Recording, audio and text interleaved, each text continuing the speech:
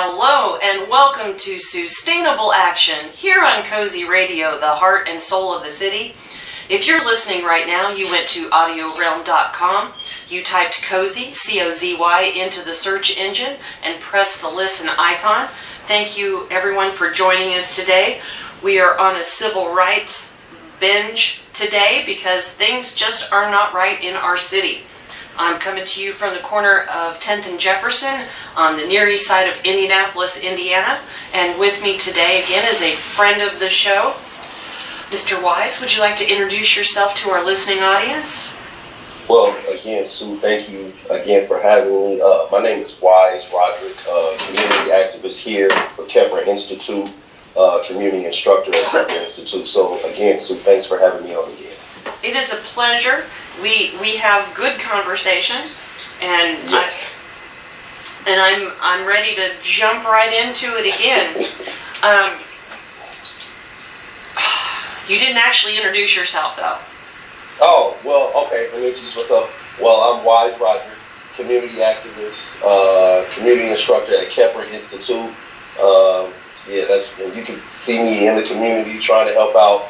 Trying to provide help, provide solutions with the current crisis that's going on and the current pandemic that's going on. So actually, you don't try, sir. You work on it. Yes, I do. Well, I just say try because I don't want to think I know it all because I don't. I'm willing to say I don't know what works and find out what works. So that's. Well, I just have a little jag in my head against the word try because you try all you want and you don't get anywhere. But if you work at something, you will achieve your goal. And this is true. And I know that you are working at achieving your goal. Now, we talked about a month ago, we did a special show with you so I could get a black man's perspective on Drejon Reed and the Indianapolis Police Department. Nothing's changed. Actually, it might have even gotten worse. This is true. No, what was you? No, finish what you were saying, Sue. I'm sorry about that. Oh no, it's. I brought you on here so we can hear what you have to say. Well, so Sue, I'm just gonna say it like this. I think it goes back to my original point when I was on the show the first time is that this is state-sponsored violence. The reason why nothing has changed is because the powers that be are trying to hold on and keep intact a system that has only benefited them. And the money's running out, the resources are running out, people are fed up, and it's not just people of color that are fed up. You now have white people who are just as angry as black people that are out in the street with black and brown people, I should say. So the reality is that what we have is people who are people who have the intentionality of overturning the system by any means necessary. Famous quote from Malcolm X, by any means necessary. So however they have to do it, through protests, looting, rioting, the message needs to be heard that we will no longer be intimidated, we will no longer be oppressed in any form of fashion, in any way. So that's the reason why, that's one of the reasons why things have not changed. Another reason why things have changed is because law enforcement, they don't have the resources, that allow them to change. I mean, think about it, Sue. You give the police departments all across the city, you give them weapons of violence, tactics of violence. What is going to be the outcome? Particularly when you take those tactics and strategies of violence and you implement them into disenfranchised neighborhoods who lack resources to allow their lives to be sustainable like white lives, right? Mm-hmm. So when you have all of these mechanisms going against you, and then you have the system of white supremacy itself reinforcing those mechanisms through violent tactics, through violent strategies, methodologies, policies, legislation, this is the outcome that you're going to get. And what they're trying to do now is trying to maintain the empire, and they're finding it very difficult right now to maintain. Finding it very, and they're resorting to bully tactics. Let's send out the military to deal with it. Well, historically, we know when the military is sent out, when the U.S. Army is sent out to quell protests, it becomes even worse. Becomes even worse. So, in terms of militarizing police departments around the country, in terms of not listening to the community when they say that we can take on a lot of the things that you guys don't need to do. And really, when the community says that, what they're actually saying suddenly is that the police are taking on too much that they're not supposed to take on. And that's another issue, Sue. The police are asked to do things that they're not that it shouldn't be. You know, for instance, police should not be. Police are not trained to deal with mental health issues. Police are not trained to deal with when a young black boy or young black girl are misbehaving in school. Police should not be sent to the school to take them out of the school. I agree with that. So yeah, what I'm saying. The concept of how many social service layers have been defunded, and the responsibilities therefore laid upon the laps of the police department. That isn't fair either. No, it's not.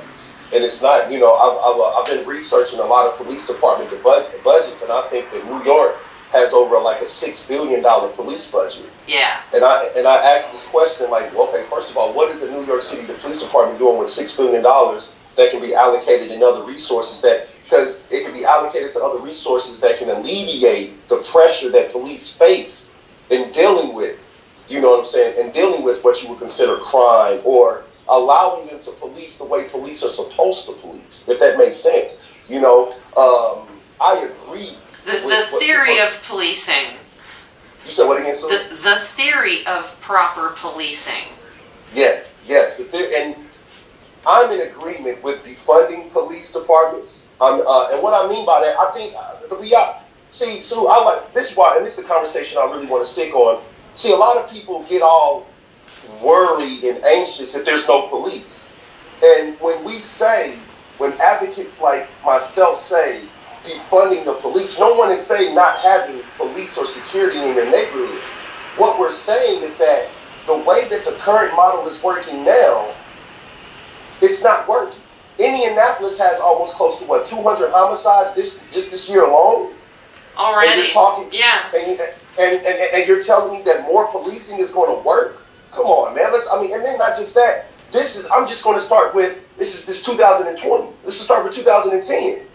For the past 10 years, policing in most states and most cities have not worked. We've read the report, what they said in Ferguson after Mike Brown was killed by the officers. We saw what they said in Baltimore where Freddie Gray was killed. We know the history of places like Louisville, Kentucky. So what I'm saying is that, and then we've had the recent killing of people here by police here in the city of Indianapolis.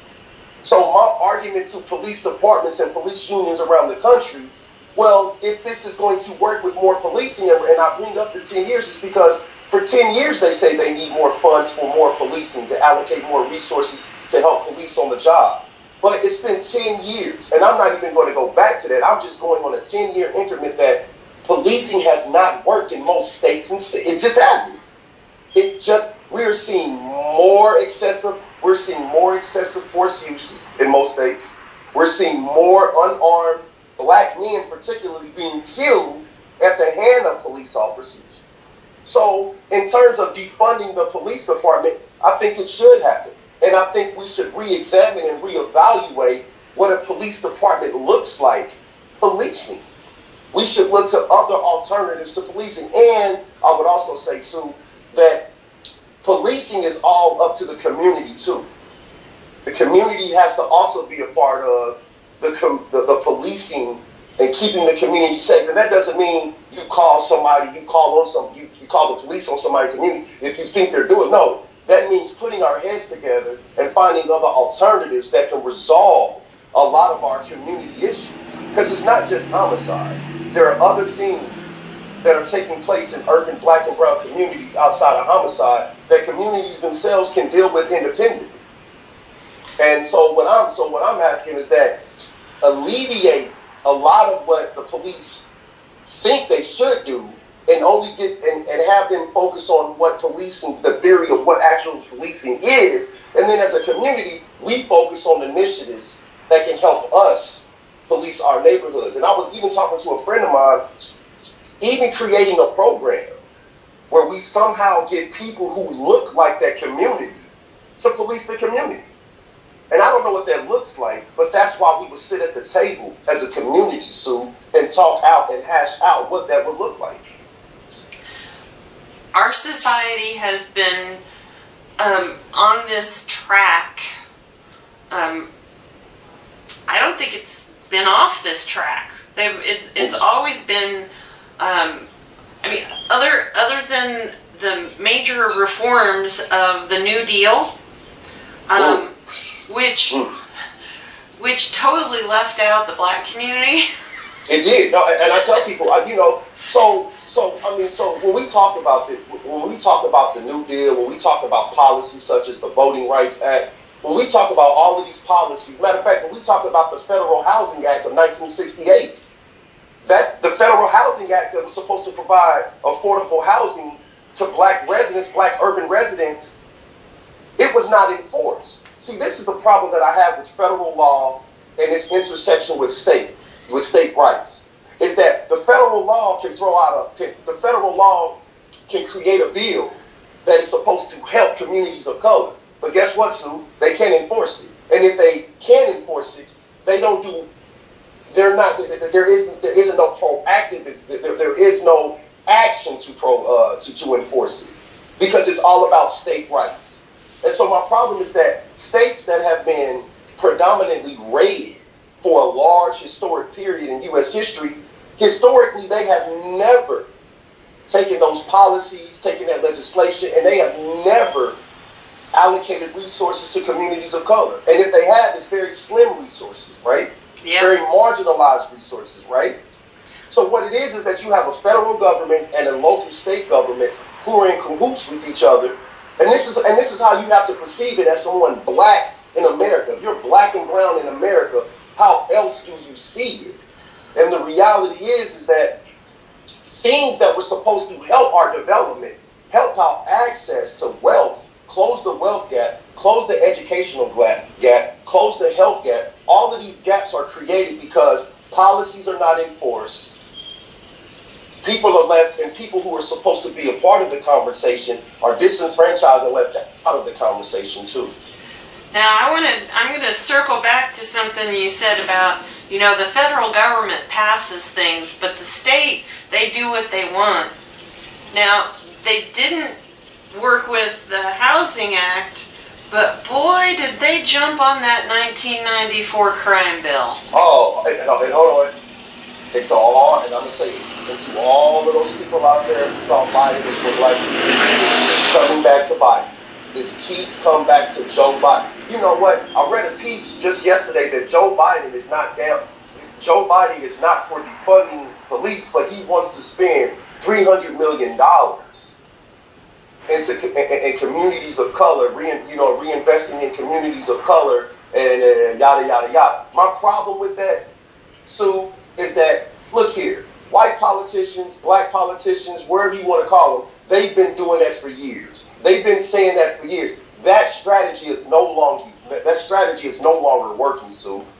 You can't just pay lip service and say, you know what, I'm going to give this to my budgetary staff. They're going to crunch the numbers, find out what type of how much money we can allocate to communities of color, and then we're going to handle it like that. It's not just a 1, 2, 3 fix. It's not that, Sue. It's more complicated.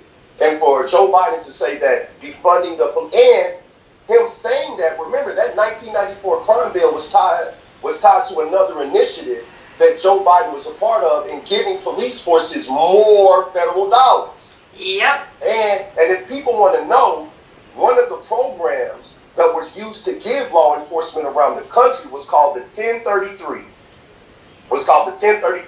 But all of this harkens back to the 70s and Nixon's administration where they have a war on drugs. And what happened in the 70s? SWAT teams were now being created. And now, at this point in the 70s, U.S. law enforcement was now becoming militarized. meaning law enforcement agencies around the country were now getting military-grade style weapons. It went off the hook. It really... It went off the hook. You know, the SWAT team originally was for lone gunmen who were in a domestic situation where they were holding hostages and barricading themselves. That's what it was for now. That's what it was actually, SWAT team was actually for that. But now SWAT teams have turned into like these raids. And let's be honest, a lot of the raids, they don't even get right. We just saw the raid of Breonna Taylor. And there are other raids that have went on. There are other raids that have taken place in the U.S. that have gone horribly wrong. There's a book by Radley Balko, I think that's his name, and it's called The Rise of the Warrior Cop: How police in the United States became militarized. And what he talks about are these SWAT raids that went bad and no one was held accountable. Yet these SWAT teams get millions of dollars annually from federal agencies. Think about that, Sue. There's no accountability, but yet federal dollars are still thrown at these SWAT teams, these militarized law enforcement across the country. This is another issue that we need to talk about in terms of the federal dollars that come out, how federal dollars are spent. Well, I absolutely have forwarded and reposted memes on the internet that point out how much it takes to outfit a police officer in state-of-the-art riot gear versus how much it takes to outfit a doctor to fight a pandemic. And matter of fact, Sue, I was just reading a statistic, and somebody who's listening, please correct me, put it out on Twitter if I'm not accurate, let me know. But from what I read, I've even read the option, because I've been searching for options, alternatives to policing. And in the UK and England, I believe the police don't carry any weapons. There is an elite group that are specially trained. Yes. There's an elite group that is specially trained. But only when they're called out do you see somebody with weapons. But their actual just local police force doesn't have weapons. And the numbers were astonishing. They say from the time that the England Police Department was started, like in the late 19th century, so it's like the 1870s, I believe, all the way up until, I think somebody gave the numbers up until like 2016, they said that only 50 people had been killed at the hands of police since England, which is an incredible number. But folks would argue with you that England does not have the same gun culture. Well, I would argue this. It's not about if England so much has the same gun culture. What we can still take from England is how they're able to de-escalate problems that could be potentially bad, right? Ding, ding, ding, ding, ding. So the problem is not about, and I would also argue that because of our gun culture here in the United States, we have seen a rise in suicide rates among middle-aged white men. So I tell somebody, gun culture in the United States is not something we should wear with some lapel and be grateful for, considering the damage that gun violence has done, right? You know, I think we have a problem in this country where we think that people who have guns are more manly, or more aggressive, or more leaders. And we got that, and it's asinine to really think about that. It's just asinine to think that if you have a gun, you're better off than someone else who doesn't. And that's not true. I'm 37 years old, Sue, and I have not had a gun, and I've never had to carry a gun. And I'm not saying I won't have to defend my life, but what I am saying is that this idea of having a gun to be armed and ready when somebody invades or intrudes your house, to be honest with you, I've seen the numbers. It just doesn't happen like that. You know, nobody's intruding or invading or breaking into homes at the rate that people would say we need to have guns at, if that makes sense. I understand what you're saying. I was raised in a household that I fired my first rifle when I was 6 years old. I am a gun owner. If someone breaks into my house, they're going to run away because Because they will hear this loud noise. And what I want to be clear about, so I am all for gun rights. My brother, he owns some guns. I have friends who are, they're gun enthusiasts. They love going to the range. So by no means am I trying to. And I'm not suggesting that you are. Yeah, no. I'm doing full disclosure. Okay, no, and I don't want people who are listening to our show to say, oh, they're just those left-wing liberals who want to take everybody's gun away. No, it's not that. No, that is definitely not it. No, Sue, I am all. Look here, Sue. I am all. Matter of fact, it's been advocated to me a lot of times that I should have a license to carry a gun in the job that I do. But what I'm saying, though, I'm not saying people should not have guns. No. Enjoy your Second Amendment. Enjoy those amendment rights that allows you to have a gun, to bear arms. What I'm saying is that we have to be mindful that there's a responsibility about that amendment, that second amendment, right? The Second Amendment right? There's a responsibility of being a gun owner. That yes, if someone invades or intrudes my house, I have a right to protect they called it years ago the castle doctrine. Yes. I have a right to protect my home. I get that.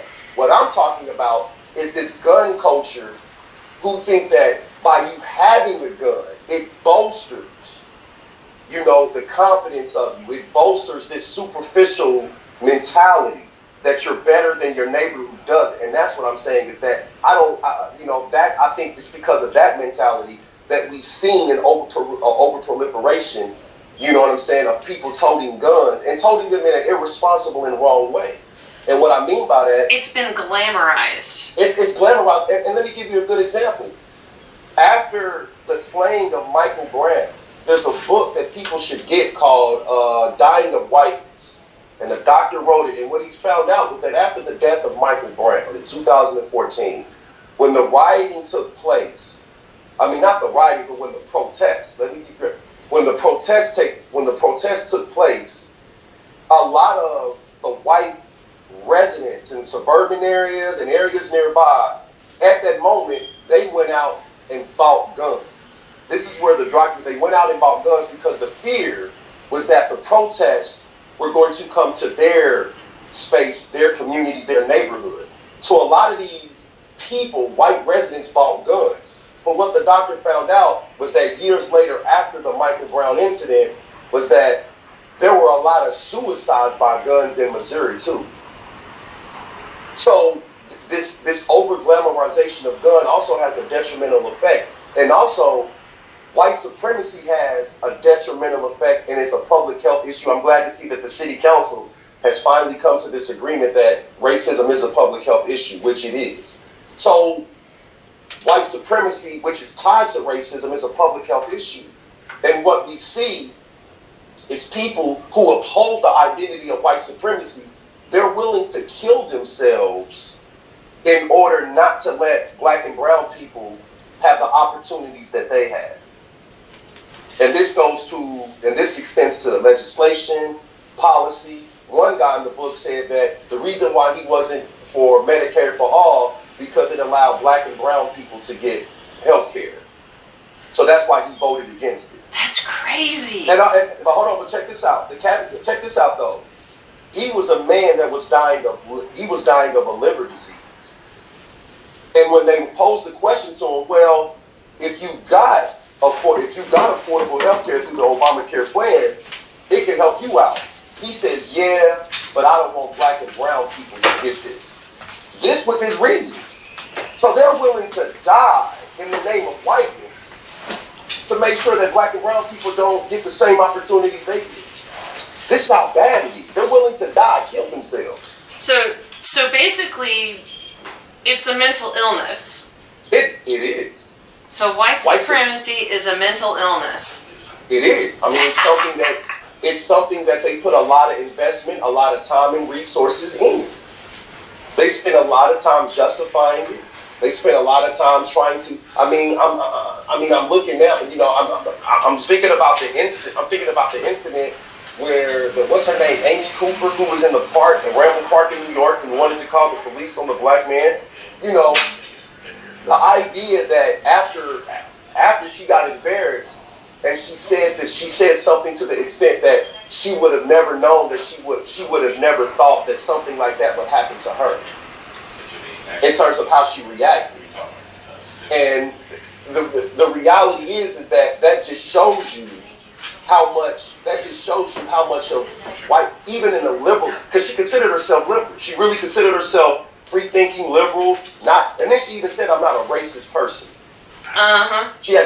Then she even said, I'm not a racist person, which just lets you believe that, hold on, they still, even those who think they're not racist, are still struggling to really understand their whiteness. And what I mean understand their whiteness, they know that the privilege and power is there, but it's not into those moments of conflict that they realize that, man, I can just pull out that card and instantly, woof, there it goes. And I was telling somebody was that what made that moment so scary, particularly for that interaction, was that she used the term black man. I am going to tell the police that a black man is threatening me and my dog.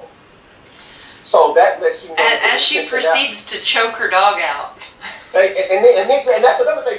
While she's saying the man is threatening her, she's choking her dog, which I found like, okay, which was awkward and weird.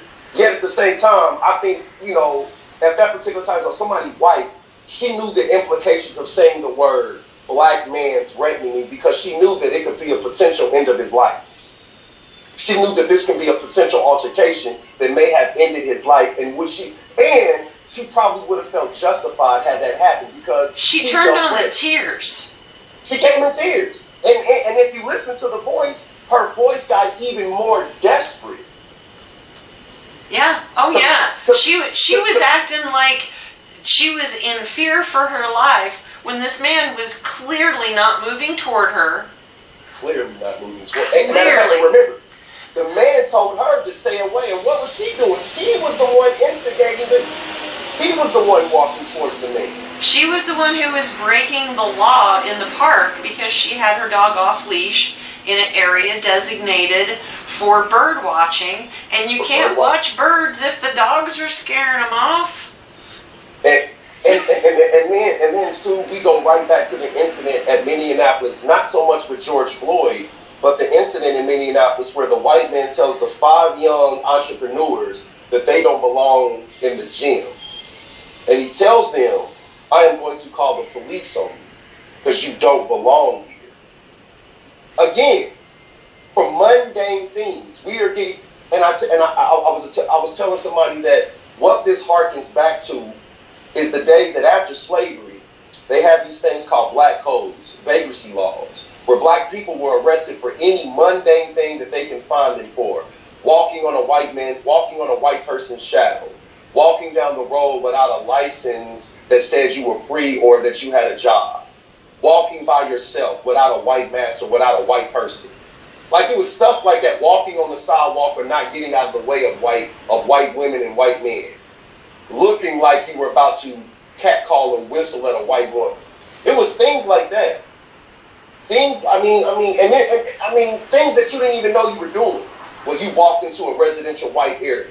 You got to get, and then after that, then they created peonage systems where if we can't enslave you, we can arrest you and put you back into slavery through what you call chain gangs, prison work yards. It hasn't stopped.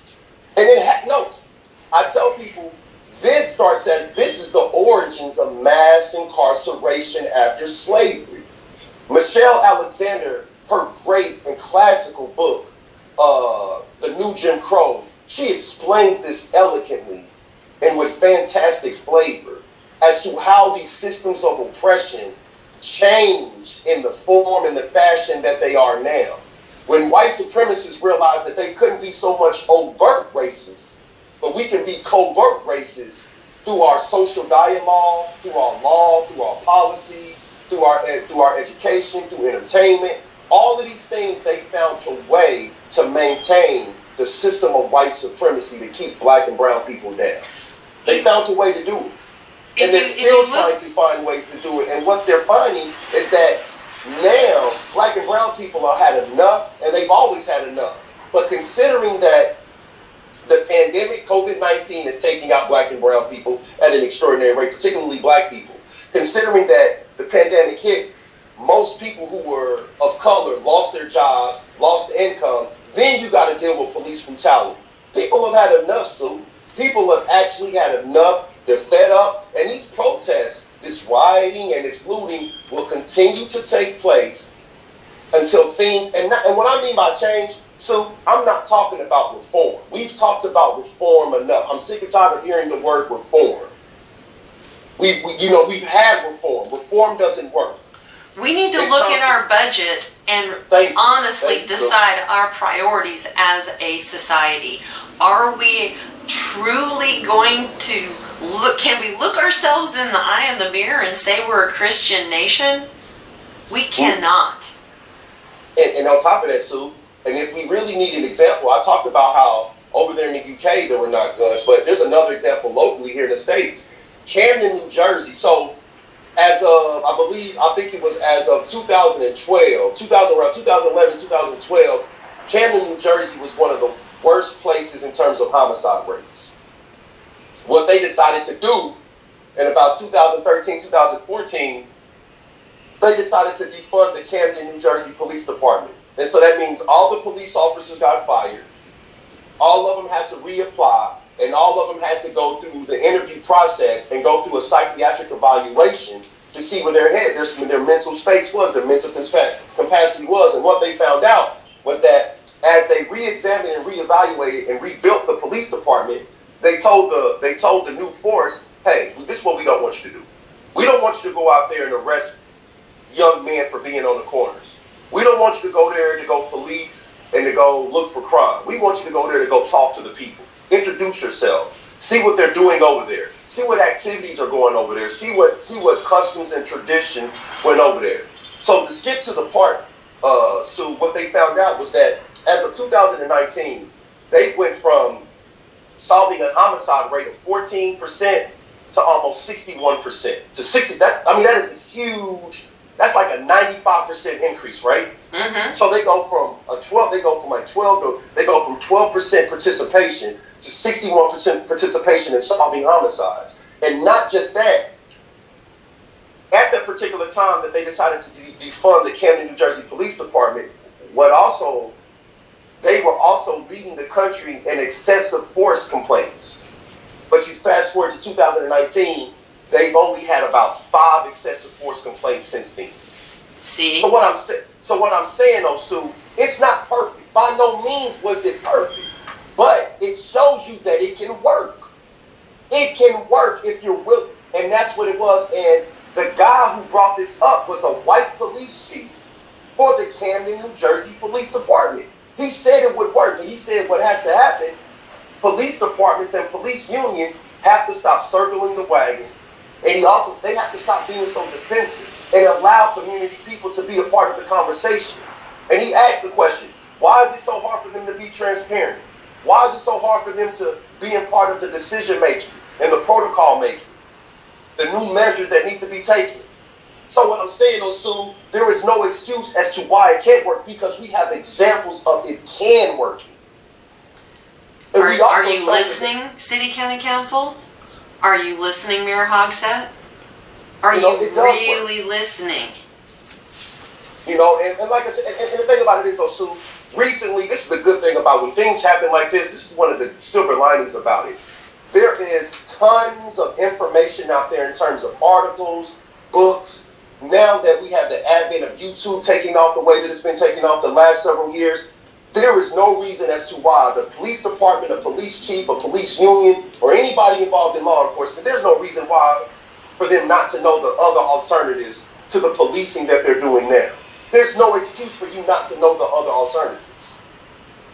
So, for the record, in many cases, I am a strong advocate for my protect and serve. Yes. The firefighters, the people who run into the building when it's burning while I'm running out and they rescue my pet and my people, I love that.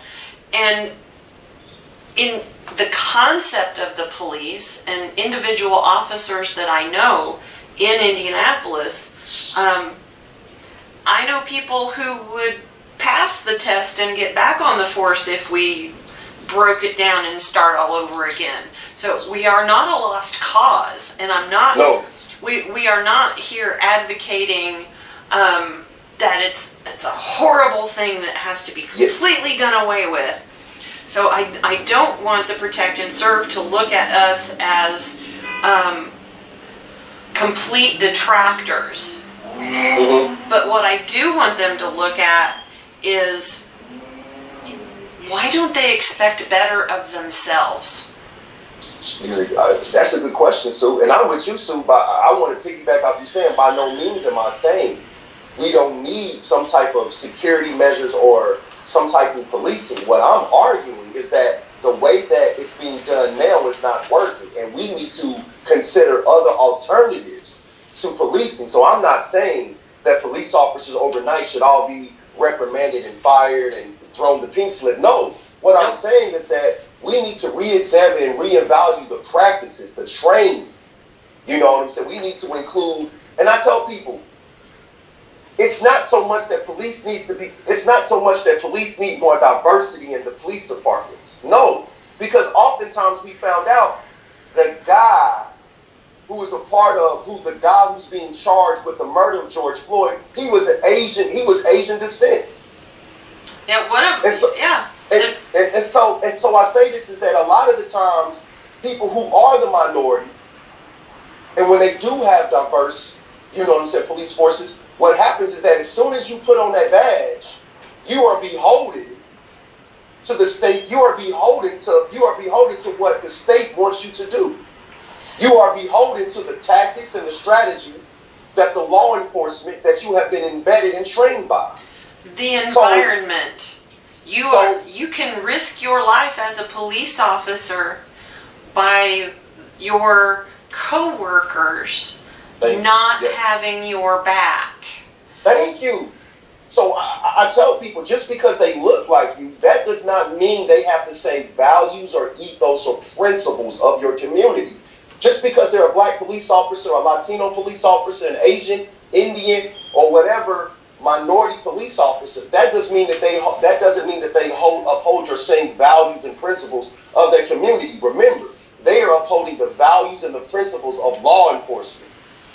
So I'm a white woman, and so is Susan Brooks. Yeah.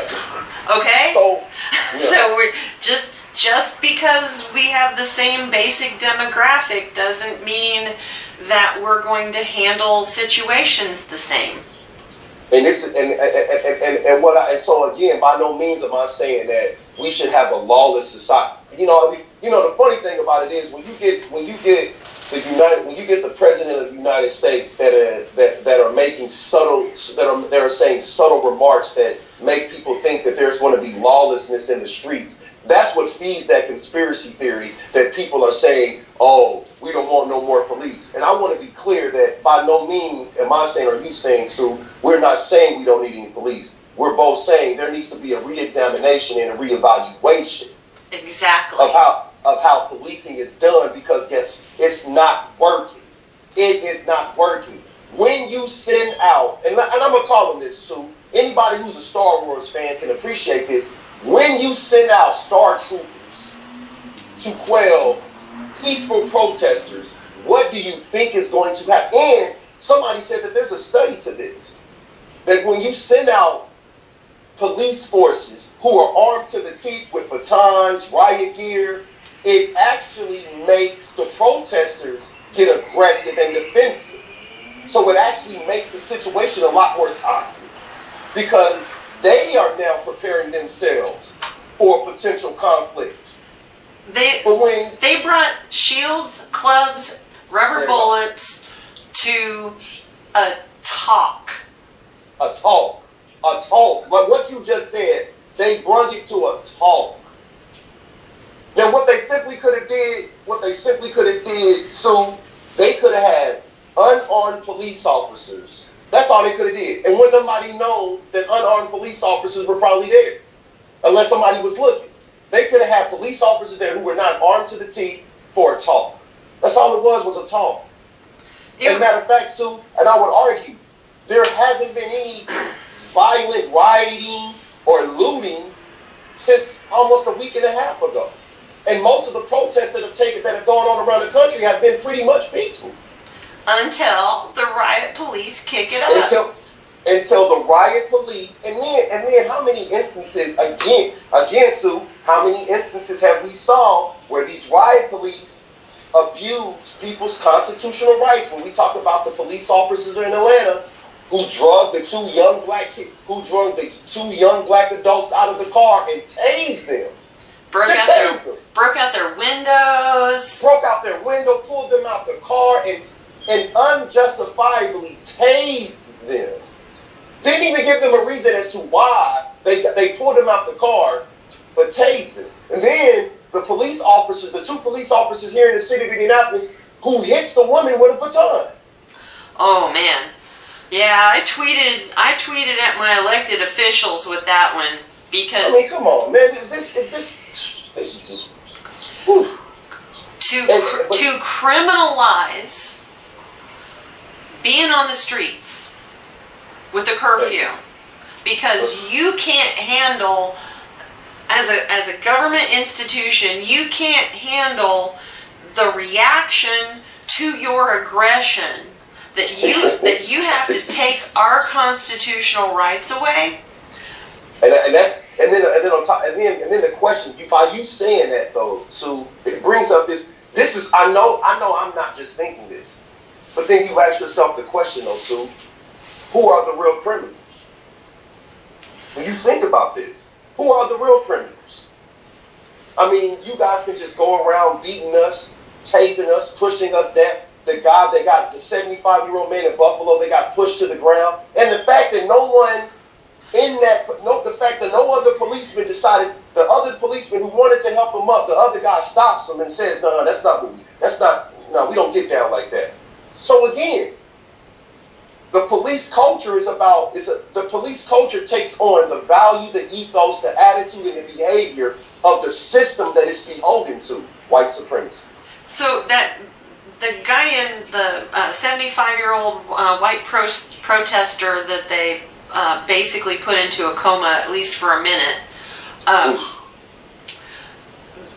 the people who were directly involved got suspended, and all the other people in that unit, they decided they didn't want to play riot anymore.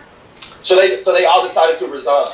Well, they resigned from the riot squad, but they did not resign from the police force. Yeah, you're right. They resigned from the riot squad, but not the police. And it was like, what, 57 of them? Something like that. And here's the thing.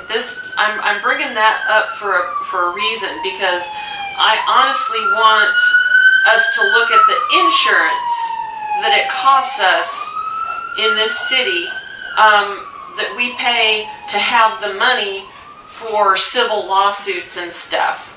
Mm-hmm. And those folks didn't quit the riot squad because they didn't want to do it anymore. They quit because there was an insurance question.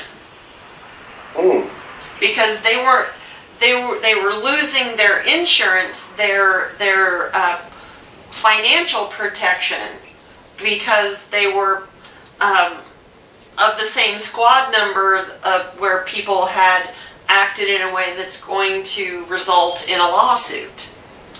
Oh, so what you're saying is that the 57 that resigned were concerned about them potentially losing their insurance because there could be a potential lawsuit by the 75-year-old man who was put in a short-term coma? Yeah, the three that are involved in that, the city and those guys are going to get sued. I mean, that's right. Yeah, we're litigious society, and that man's quality of life has been forever altered. So it is. I was reading a report that said that the insurance company for the city said that squad was no longer covered. And that's why that they resigned from the squad. It wasn't because they technically in support of those three, but it was really a saving their own butt kind of situation. Thank you so much, Sue, for highlighting it, because I'm not gonna say I thought it was weird. I thought it was interesting that 57 had automatically decided all of a sudden to resign, and I knew that there was a little bit. I said there has to be some more to this, because you're not just resigning. I mean, because to be on the riot squad, I think you're chosen. I think you're actually chosen, and there's a protocol that you have to do to get. I'm not sure, but I think I've heard of that. There is more training. There's more pay. There's more training. There's more equipment that you get to carry around in your vehicle. But I want our city. I think an action that our city should be taking is to look at the insurance and let their corporate insurance companies decide which officers are the risks. Because I agree. I think that's a strategy. Good. I like that, Sue. So, you start with a group policy for all of the protect and serves, and that median rate divided amongst all the officers is something that the city of Indianapolis is willing to pay for each of our protect and serves. But if you have a lot of complaints against you, if the complaints are piling up, what the insurance company would call risk factors. Yes. Let them have the access to those risk factors. Let the officers who are complained about have higher insurance rates. Let the police union pay those higher rates. Let the officer themselves pay that higher rate. Mm-hmm. Make it, the one thing that they all seem to understand is money. So let's put it in the pocketbook. Let's find out who the good officers are, the ones who are attempting to de-escalate, the ones who don't get extra yah-yahs out of slamming a black man up against the side of a building when they think nobody's looking. Let those people who have the complaints against them, let them have higher insurance rates. And see, Sue, what you're offering is another. And see, that's the thing, Sue. What you're offering is another alternative. Another alternative that we can look at, and it deals with budgeting. It deals with more accountability. See, you've covered it just within that conversation you just had, Sue. You've actually got onto something that is actually, that's actually good. You're talking about budgeting. You're also talking about accountability, transparency. And I think those are the things that we need to do. We need to find better, effective, and efficient levels of police accountability. So I agree.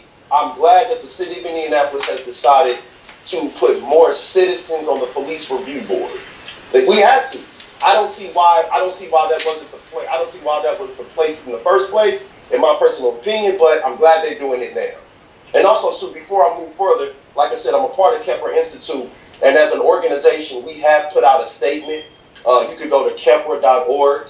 You could go to Kepler.org, and Sue, I've just sent you through your Facebook our website at Kepler.org, and when you go to Kepler.org, we have a statement that we have put out in support of the protests that are going on in solidarity with the communities of color, not just locally and statewide, but internationally and nationally. So like I said, so I just wanted to also throw that in there, that we have put out a statement, because that refers back to the first time I was on the show, we had not put out a statement, but now we have put out a statement.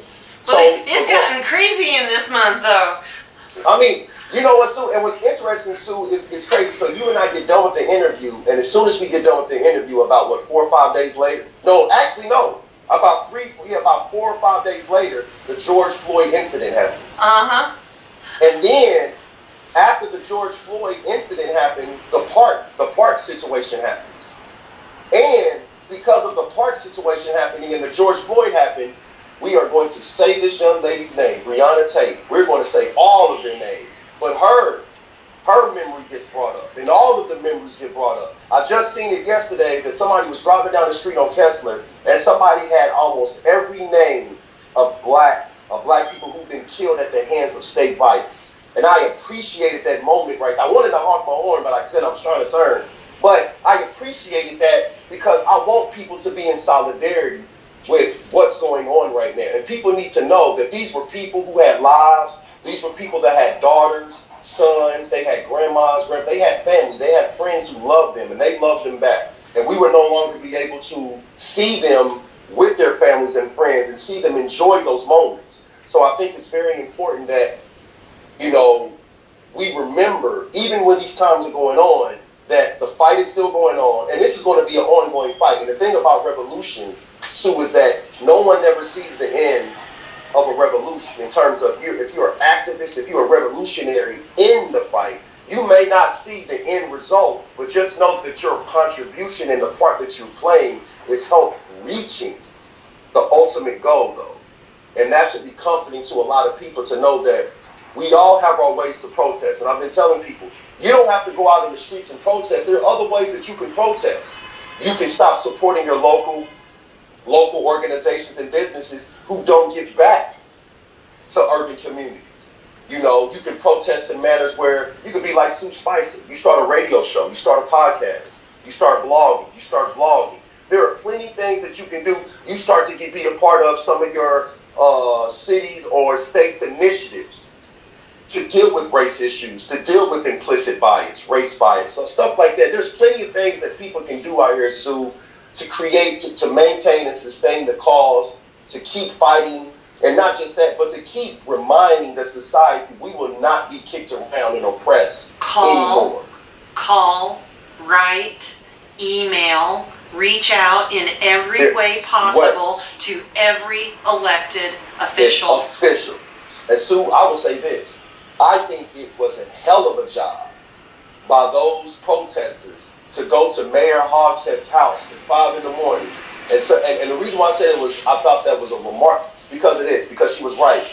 If Jason's Reed mama and their family can't sleep, Mayor Hogshead, you can't sleep. So they get justice, you will not sleep. You will not sleep, and I love that because it's true. Too many black mamas, too many black daddies, and too many black families and black and brown families have not been able to sleep while the local politicians, government officials, mayors, governors, police chiefs, while they all go sound asleep, and even the murderers, the police, the murderers, even they find some type of consolation in this. So if they can't find any consolation, if they can't get any rest, and if they can't sleep, then hell, the city can't sleep, the state can't sleep. This nation will not sleep on these tragic incidents anymore. As long as I have a breath, they will not continue to sleep. I will continue to make noise. And I've been telling people, you know, so I've been telling people that when the protests happened and people started to refer to the protests as just a bunch of rioters and looters who are just tearing up stuff, I tell people that, you know what, Martin Luther King said it the best, that the protest and the looting and the rioting it's the language of the people. They're sending a message. And I said, I've been telling of the unheard. Of the unheard. It is the language of the unheard. The unheard. And the reality is, though, Sue, is that a lot of the businesses and places that were destroyed were businesses that we can probably assume, were they giving back to urban communities? Were they helping with race relations? Were they in support of IMPD malpractices? And what I'm saying is that a lot of the youth knew what they were rioting and looting for. They weren't rioting and looting for the purposes of trying to steal stuff. They're trying to send a message. They are sending a message. And I've told people historically, that's the way protests have always taken on. You have these periods of frustration and angst where things get torn up. But then you have a period of calmness where the protests are still going on, but they're now focused on strategizing and organizing. And this is that period where we see these young kids organizing, strategizing. And so my message to the elders out there and to the older adults out there, if you find it problematic what they're doing, don't judge them. Go out there and help them. Be examples of what to do. Be examples of the solution. Far too often, our problem in urban communities, Sue, is that we don't see eye to eye. Sometimes we get caught up in these trivial matters as who should be the leader and who should do that. The reality is we don't need a leader. We just need people taking action, Sue. We need people taking action. And this is a great way for the youth and for the older generation to mend those intergenerational gaps and come together with solutions together. And so the reality is, where you at war, Sue, you do not have the option to dispose of any resources. Everything is on the table. Everything's on the table. Everything is an option. These folks that are like surprised by all this stuff going on are also they're the disconnect. Heck, you look at the performative art of the Democratic Party in Congress recently, doing the take a knee thing. Where were they when Colin Kaepernick?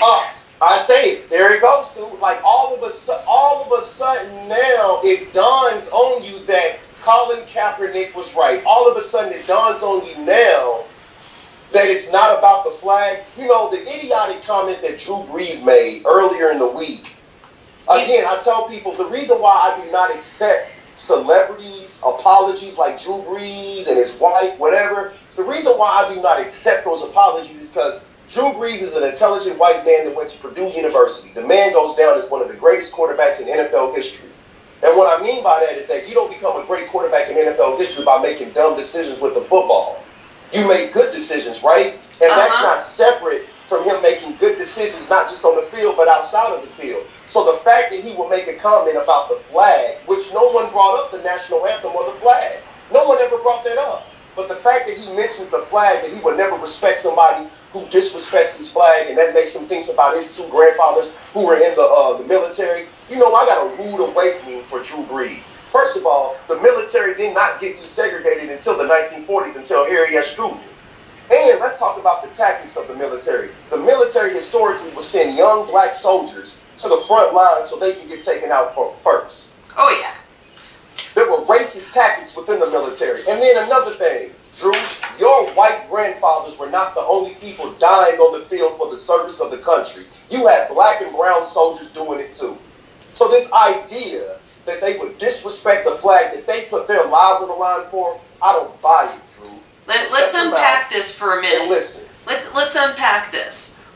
One, Colin Kaepernick started kneeling after a veteran told him that that was the most appropriate way to protest during the anthem. So a military veteran told Colin to take a knee. Now, you look at the football field. When the coach comes people around, kneeling is an act of submission. There you go. So an act of submission, where that's, you know, every time I've watched the football team pray before a game, they kneel. It's an act of submission to the coach. Coach says, "Come on up and take a knee." Is that saying what is? So you look at that culture, that aspect of it. Now I want to bring in the flag code.